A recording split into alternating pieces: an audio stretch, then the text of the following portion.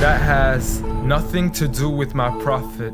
Please just stop it. It doesn't make any sense. That's not the message he sent. That's not what he meant. That's not why he came. So you can claim as much as you want to, but I assure you the man I follow was not the same. See, I know a man who forbade the cutting down of a plant, who even spoke against those who had burnt an ant. So why is it that I simply can't understand how we claim to follow the same man? I mean, I know a man who forbade us from harming the innocent, saying he who does so would not only be prohibited from paradise, but he would not even smell its scent. So please tell me how what you're doing has anything to do with the message that he sent. This is the man who forbade us from even scaring cattle with a knife, saying you have no right to let the animal die twice. And when he was asked for advice, he'd reply, don't get angry, don't get angry, don't get angry, repeating it thrice. See, I know a man who called to patience first, even to those who had treated him the worst. And when he was asked to invoke Allah's wrath, he said, I was not sent to curse, but rather as a mercy to the earth. Matter of fact, the entire universe, meaning everything that was made. See, this is a man whom the clouds would rush to shade, a man to whom the trees would sway and the birds would flock to seek his aid. For they knew he was a man of justice, a man who would never betray, a man who could be trusted even by those who had wanted him slain. See, Anas bin Malik served him for 10 years and not once had he heard him complain. For he would never get angry for himself, but only for Allah's sake. And he never responded to evil with evil, but rather he pardoned and forgave.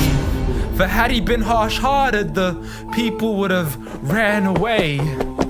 So what is it that we still don't understand when we claim to follow Islam, yet we fail to follow this man?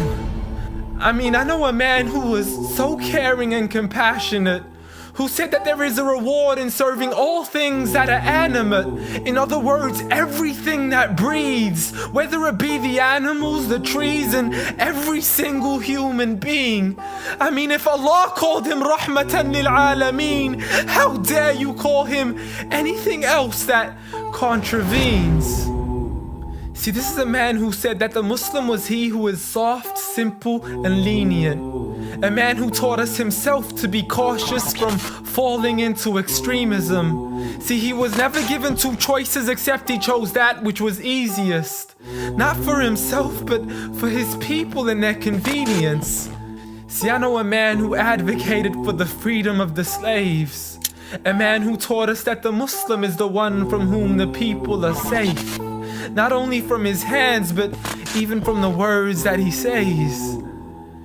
See, this is a man who would never mock, mimic, nor ridicule, nor would he ever publicly rebuke an individual. This is the man I follow, so forgive me if this sounds unusual. But the man I know was so much more handsome, so beautiful.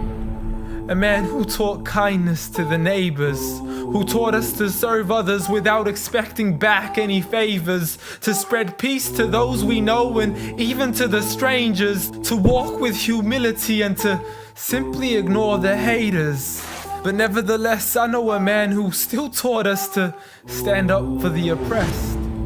From the men, women, and children who call out to us in distress. I know a man who taught us to fight for these people, but by no means does this mean we have the right to transgress.